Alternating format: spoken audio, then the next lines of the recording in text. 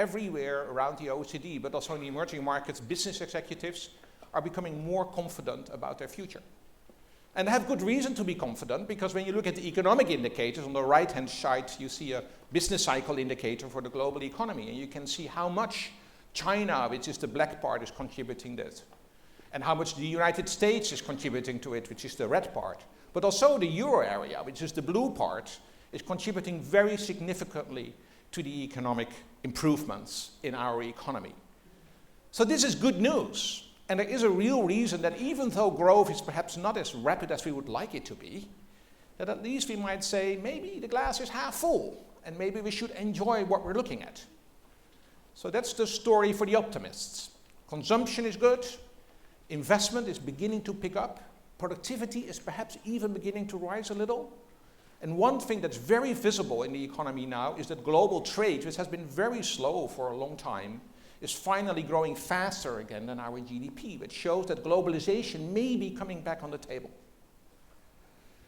But you can be pessimistic too, and say, well, is that really true? Maybe the glass is still half empty. Because frankly, the global economy isn't growing that rapid as we were used to. I mean, 3% global growth, as you can see in this chart, it's okay, but it is not like the 4 or 4.5% that we have been seeing in the 2 decades before the financial crisis. Consumers are doing good, but they are challenged by pretty weak increases in wages. So how long can consumers go on consuming so much if wages are not growing? Investment and productivity are picking up, but it's not really what we would like to see in terms of the pace by which this is happening. And then we have this big demographic time bomb ahead of us, which is the aging of our populations and the increased difficulty to hire skilled and talented people in the labor market. Emerging markets are growing faster, but they're not growing as rapidly as they were back in the early 2000s. And yes, globalization is growing through more trade, but still the trends in foreign direct investment are not as strong as they used to be. And then finally, there is this long list of short-term and medium-term challenges. So maybe the glass is just half empty. So what are we going to do now? Now, one way for us to make a little bit of sense out of all this stuff that is going on in the global economy is to make a distinction between 3 major parts to the economy: shocks and uncertainties, trends, and disruptions. To paraphrase Henry Kissinger, shocks and uncertainties is about the immediate, the things that is sort of, occupying us all the time and keeping us busy all the time and distracting us from what we really want to focus on. The trend is about the medium term. Those are these things that are not going to go very easily away, and I'll come back to that a little later in my talk. And then finally, disruptions, they are about the important, because they are the things that ultimately might perhaps change the trend, for better, hopefully, or for worse, but those are the things that we really need to focus on. So let me take you through each of those, and let me talk a little bit about how CEOs, as we are serving our CEOs at the conference board on a regular basis, how CEOs are responding to those challenges in the short term, the medium term, and how they're dealing and strategizing around those disruptions. Shocks and uncertainties, as I said, there are plenty of them. You only have to look at the Brexit negotiations, the volatile US policy environment, the refugee crisis, terrorism, the uncertainties about where China is going to go in the medium term, natural disasters. I could add the Middle East in recent times. And all of this can potentially interrupt the somewhat more positive growth that we are looking at.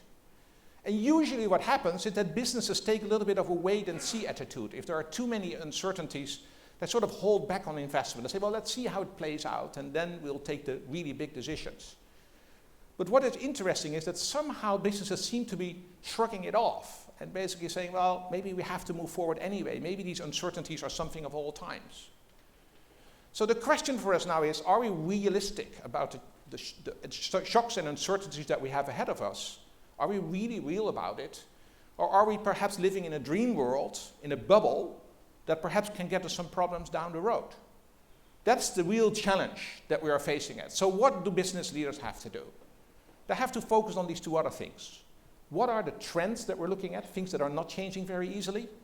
And what are the disruptions that we need to focus on in order to see if we can change the trend around? Well, those trends are very much determined by a couple of things. First of all, let's be clear. The global economy can accelerate, but it is not going to go back to the growth rates of the late 90s to early 2000s. That was a period of globalization, innovation, deregulation, the rise of China when it entered the WTO, the very rapid growth rates that emerging markets were showing at that time. We can't go back to that. But we can do better than we're doing today, but we are facing a few challenges that aren't easy to change. And the most important of that one is that demographic time bomb that I was talking about. Our aging populations, the rapid retirement of baby boomers, and the fewer number of people that are becoming available for our labor markets. We see that in many European countries, including Italy. We're beginning to see it in the United States and in other mature economies. We're seeing it in China. We're not yet seeing it in India or in some other emerging markets, but you know, the growth rate of the working age population is beginning to become somewhat slower. So this creates huge issues on the demand side of the economy as well as on the supply side. On the demand side, the question is, okay, with an aging population, I mean, these people are consuming very differently than people who are in a working age population. They use more healthcare, they use more tourism, but they use less regular products and services in the way that people in the working age population are buying them. So there are big changes on the demand side that we have to anticipate. Also big changes on the supply side, because there are fewer people coming available for work. And if there's one shortage that we're beginning to face, it's that shortage of new talent in our labor markets. There are these challenges of low inflation and low interest rates, which originally maybe sound nice. Low inflation isn't bad, but it means that there's limited pricing power.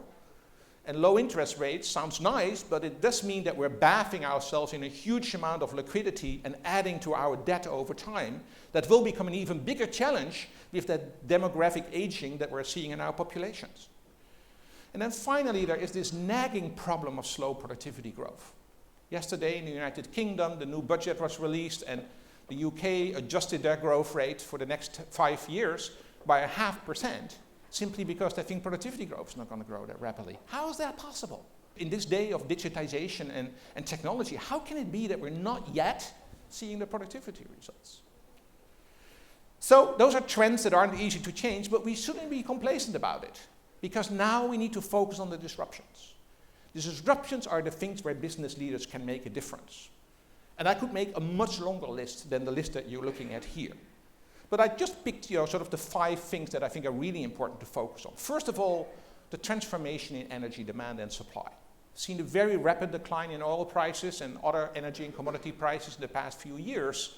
That wasn't simply a regular commodity cycle. It really had to do with a complete change on the supply side, the oil fracking industry in the United States, the changes in OPEC and all those kind of things. And also, very importantly, the change from fossil fuels, away from fossil fuels toward non-fossil fuels. Some of our member companies at the conference board, Shell, for example, BP, if you look at their portfolio of activities and planning for the next 10 years, I mean, they're making a dramatic transition from fossil fuels, which was driving their business in the past, towards non-fossil fuels, which are becoming the reality of tomorrow. And of course, we are doing that to fight the issues of climate change. But we don't really yet know where climate change is exactly going to impact us and what it means for each of our individual businesses. How is that going to disrupt our own operations one way or another? I talked about the recovery in global trade. That's good. But if we dig a little bit deeper in global trade, there are actually some big changes going on in the global value chains. We're seeing on the one hand that emerging markets are becoming, as they're becoming richer, they're capturing larger and larger parts of the supply chains because they're getting better at producing that added value themselves.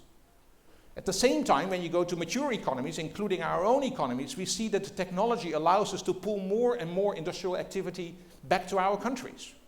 We can basically build cars, nuts to bolts in one factory with no people on the shop floor, but just a couple of people in a computer room are operating robotics.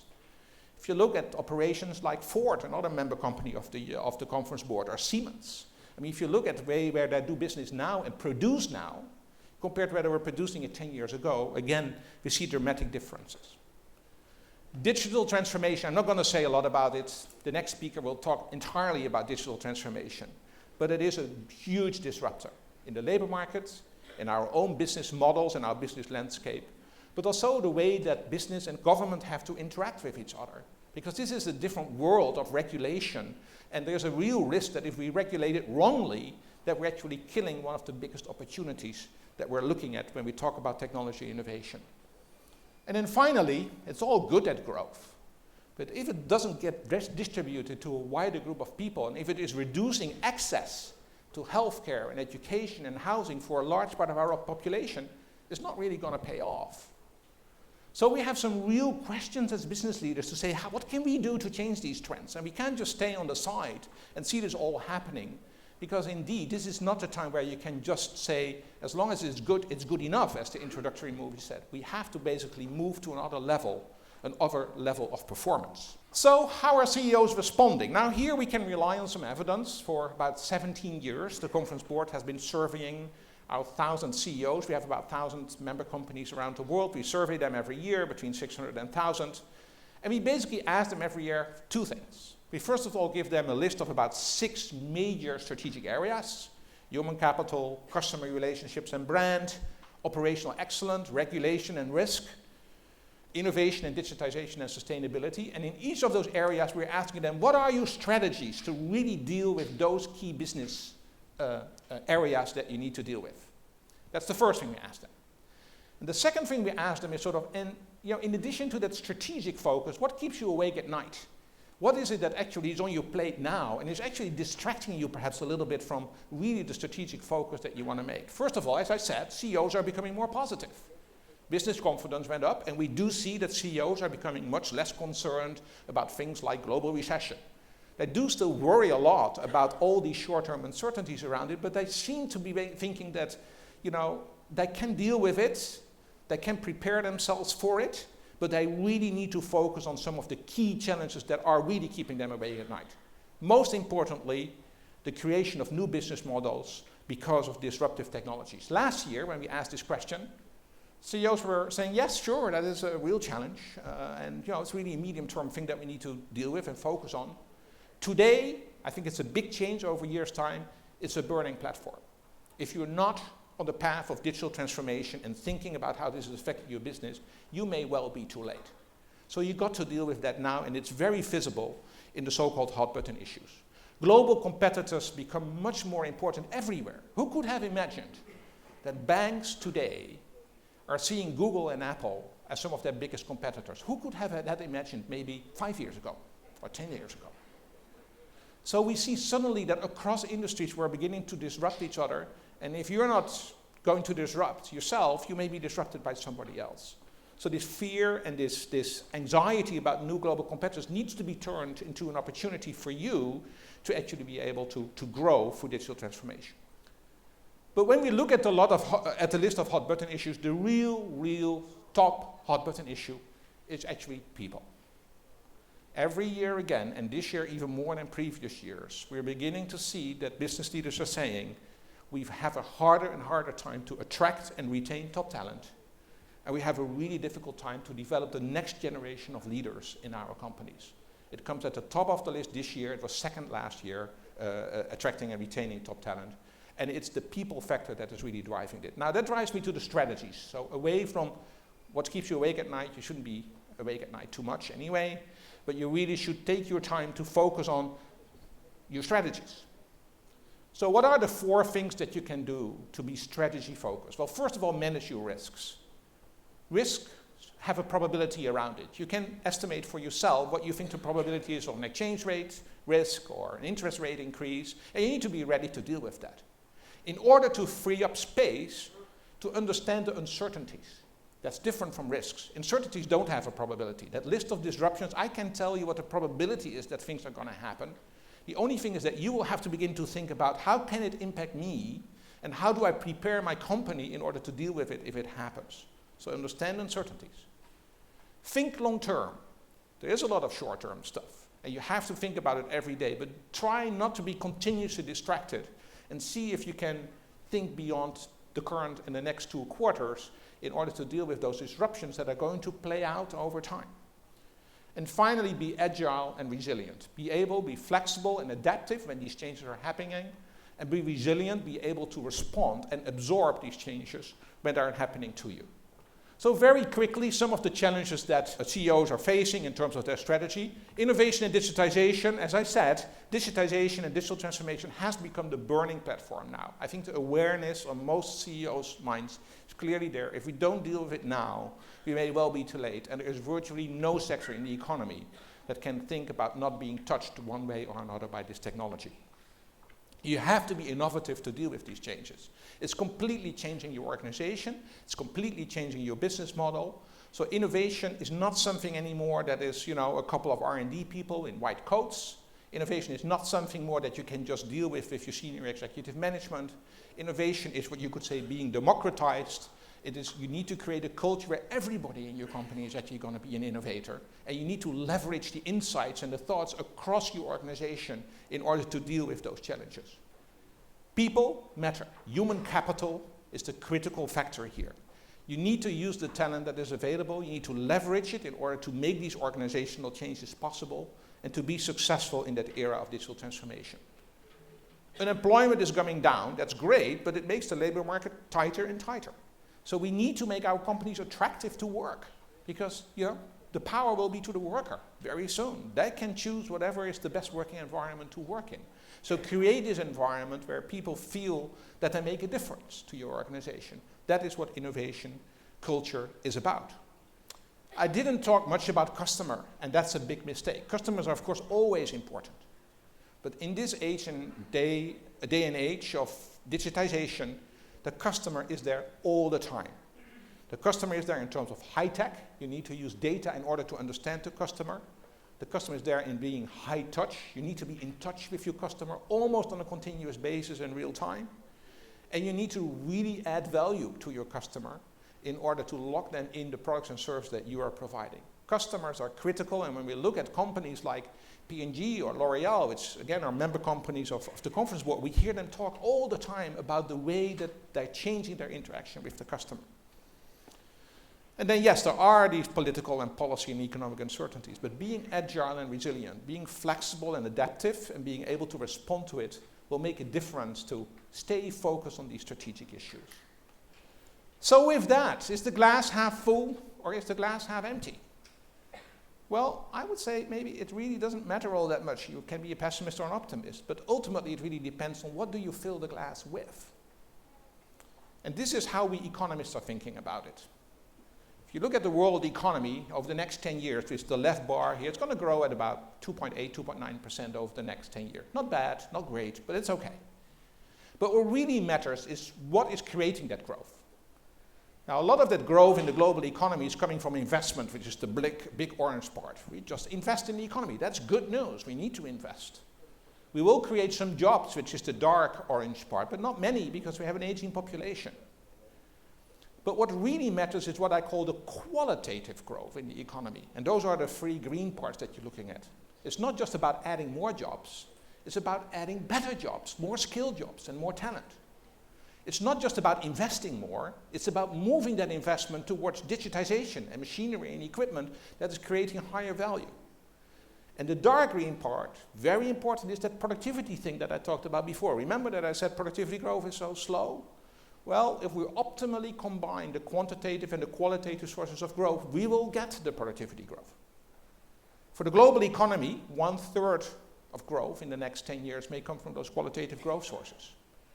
For the mature economies, it may actually be half. That's actually good news. We may be growing much slower than we did in the past, but if half of that is coming from qualitative growth sources, it can be sustained. And I would be very optimistic and say the glass is half full.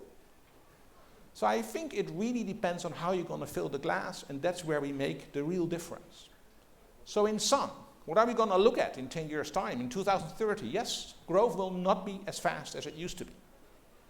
But it could be significantly better growth. We could see faster productivity growth. We could see a larger share of digitization in our economy. We will be able to reduce poverty even more than we did in the past 15 years. And we may be able to actually have a better economy in terms of dealing with climate challenges that we're facing. The responses, again, are threefold. Manage your risk and understand uncertainties. Think long term to deal with those trends that you're not going to change very easily, but just prepare yourself for those. And focus your attention on the disruptions and be agile and resilient to integrate them. If we do that, qualitative growth will make business growth in the future much better than it has been in the past 5 years. And I hope today's conversations are going to contribute to that path forward. Thank you very much.